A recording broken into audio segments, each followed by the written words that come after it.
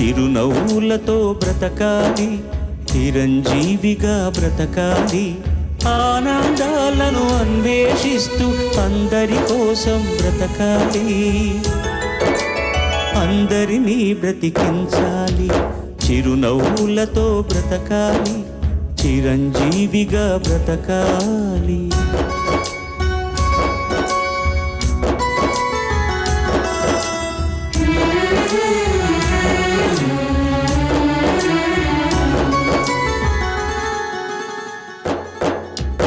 ఎగిరే పక్షి రెక్కకు సహజం ఎగిరే లక్షణం, వదిలేస్తుంది నిన్నటి గూటిని వదిలే ఆ క్షణం.